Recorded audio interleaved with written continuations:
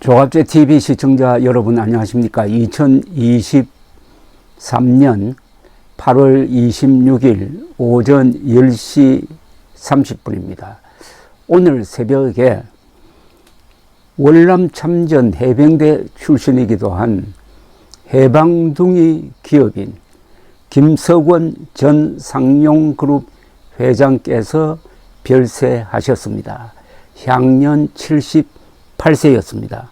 고인은 아버지 김성곤 선생의 뒤를 이어 기업, 언론, 정치, 교육, 예술, 스포츠 등 다양한 분야에서 활동했던 분입니다. 특히 세계 잼버리 대회를 성공시켰고 1991년입니다. 용평 스키장을 개발해가지고 동계올림픽 유치의 기반을 닦은 분이기도 합니다. 빈소는 신촌 세브란스 병원 장례 예식장 1호실, 파리는 오는 29일 오전 7시 20분, 장지는 강원도 용평에 있는 선령입니다.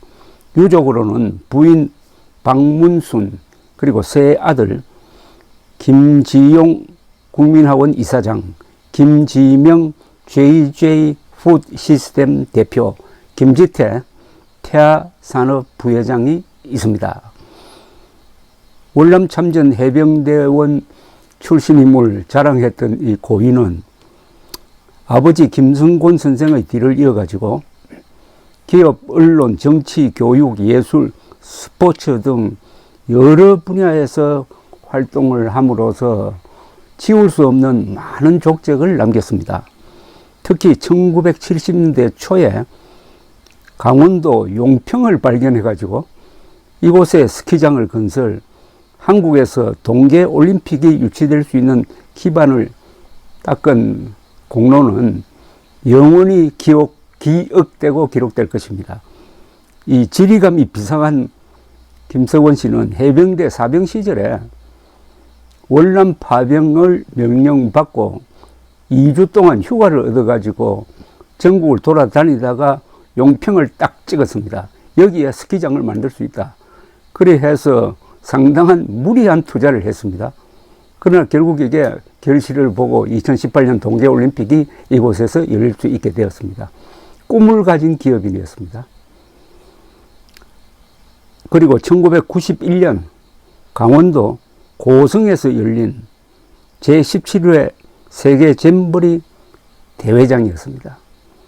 동양통신 설립자이시기도 한 김성곤 선생이 시작하고 고인이 발전시킨 최초의 언론 지원 단체인 성곡언론문화재단은 1960년대부터 언론인 수백 명의 해외 유학 및 연수를 지원해 가지고 기자들의 안목을 넓히는 데 기여하였습니다.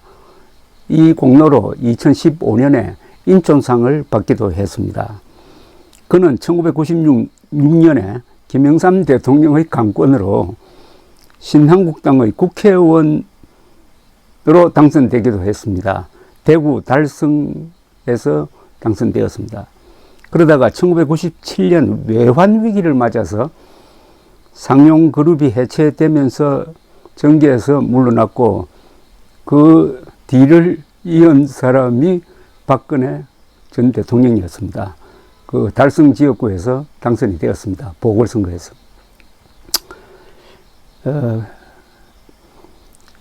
재벌이 해체되는 과정에서 여러 가지 심적 부담이 많았을 것으로 보이는데 그 뒤로는 건강이 악화되어서 공적 활동을 줄여왔습니다.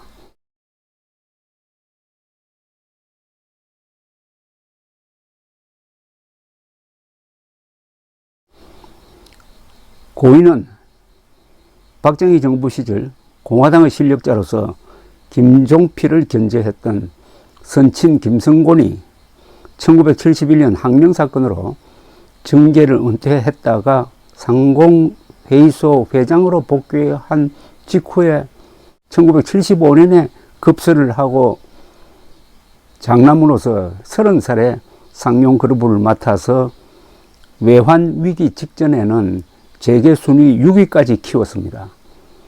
상용 자동차에 대한 투자 실패가 그룹 해체의 계기가 되었습니다. 저는 같은 해방둥이이기도 하고 해서 김석원 회장은 아주 자주 만나서 즐거운 대화를 나눈 인연도 있습니다. 제가 자료를 찾아보니까 1994년 월간조선 편집장 때 상용그룹 회장을 이끌던 김석원 회장 인터뷰를 쓴 부분이 있어서 한 대목을 여러분들에게 소개를 해드리겠습니다. 1994년 월간조선입니다. 상용그룹은 매출액 기준으로 국내 6번째의 재벌 기업이다. 92년 말 기준으로 그룹 총 매출액은 11조 1천억 원, 계열사 수는 국내 22개, 해외 28개로 모두 50개가 되는데 종업원 수는 2만 5천여 명. 그런데 계열사 수와 총 매출액에 비한다면 종업원 수가 적다. 그것은 상용이 진출하고 있는 주요 업종이 시멘트, 정유, 중공업 등 주로 장치산업에 집중되어 있기 때문이다. 김석원 회장은 1945년에 출생한 해방둥이로서 한국 나이로 50세다.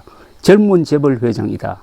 지난 11월 24일 서울 중구 저동의 상용 본사 건물 4층 회장 접견실에서 김 회장을 만났다. 그는 쉽게 잘 웃고 소리도 컸다. 웃는 표정은 하회탈을 연상시켰다. 이 김석원 회장이 정말 이 미남입니다. 인물이 준수한 분이죠. 그는 대재벌의 회장이라기보다는 평범한 중견 회사원 같은 인상을 주었다. 김 회장은 대화 도중 서로 의견이 달라도 상대방의 기분을 거스르지 않고 자신의 이야기를 기술적으로 풀어가는 호감이 가는 인물이었다.